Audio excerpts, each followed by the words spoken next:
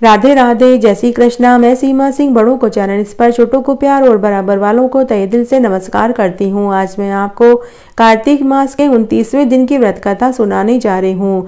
राजा पृथु ने कहा कि हे नारद जी, मैं आपसे कला के जिस प्रकार मुक्ति पाई वह सारी कथा आपने मुझे सुनाई और मैंने भली प्रकार सुनी भी है। हे देव ऋषि, यह काम उन दो नदियों के प्रभाव से हुआ था, कृपा करके यह मुझे बताइए। कृष्णा नदी साक्षात भगवान श्री कृष्णचंद्र महाराज का शरीर, वेणी नामक नदी भगवान शंकर का शरीर है। इन दोनों नदियों के संगम का महात्म्य श्री ब्रह्मा जी भी कहने में असमर्थ हैं। अतः मैं आपको इसकी उत्पत्ति का वृतांत सुनाता हूँ, आप ध्यान से सुनिए। चाक्षासु मनवंतर के आरंभ में श्री ब्रह्मा जी ने सह पर्वत के शिखर पर यज्ञ करने का निश्चय किया। वह सब देवताओं, भगवान विष्णु और शंकर जी के यज्ञ की सामग्री लेकर उस पर्वत के शिखर पर पहुंच गए। तब महर्षि भृंगु आदि ऋषियों ने ब्रह्मुहूर्त में उन्हें दीक्षा देने का विचार किया। इसके बाद उन्होंने श्री ब्रह्मा जी की पत्नी त्वरा को बुलाया।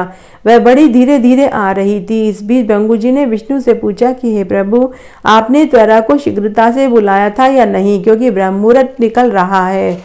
इस पर भगवान विष्णु ने कहा कि यदि त्वरा यथा समय पर न आई तो आप गायत्री को स्त्री मानकर दीक्षा विधान कर दीजिए। क्या गायत्री पुण्य कर्म से ब्रह्मा जी की स्त्री नहीं हो सकती? नारद जी बोले कि भगवान शंकर ने भी विष्णु जी की बात का समर्थन किया। यह बात सुनकर भृंगु ने गायत्री को श्री ब्रह्मा जी के दाईं ओर बैठाकर दीक्षा विधान आरंभ कर दिया। ऋषि मंडल गायत्री की दीक्षा दे ही रहे थे कि इतने में ही त्वरा भी यज्ञ मंडप में पहुंच गई।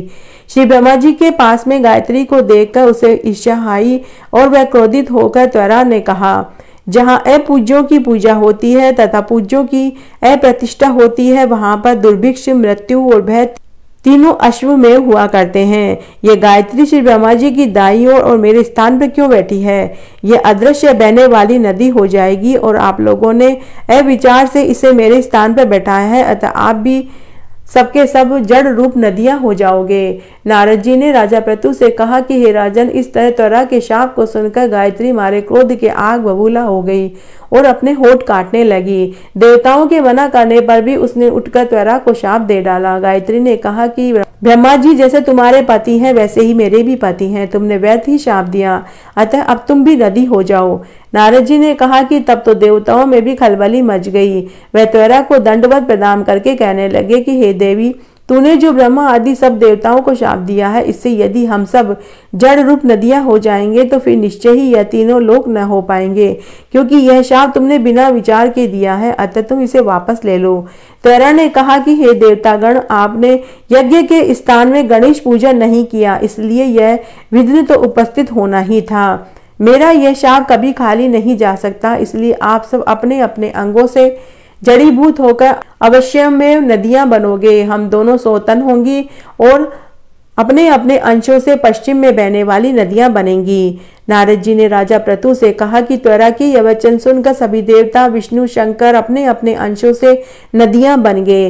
भगवान विष्णु के अंश से कृष्णा, भगवान शंकर के अंश से वेणी और ब्रह्मा जी के अंश से कुकुद मवती नाम वाली नदियां उत्पन्न हो गई। सभी देवताओं ने अपने अंशों को जड़ मानकर वहीं सहा पर्वत पर फेंक दिया और उन लोगों के अंश से अलग अलग नदियों के रूप में बहने लगे।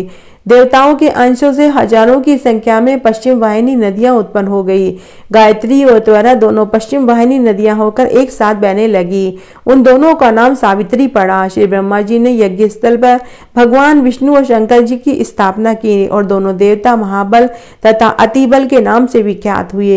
राजन, कृष्णा वेणी नदी की उत्पत्ति का यह वर्णन जो सुनेगा उसे दर्शन करने और स्नान करने जितना फल प्राप्त होगा। इस तरह आज मैंने आपको 29वां अध्याय सुनाया। आशा करती हूँ आपको जरूर पसंद आएगा। मेरे साथ बने रहने के लिए आपका धन्यवाद। आगे के महात्म्य के लिए भी आप मेरे साथ बने रहें। धन्यवाद।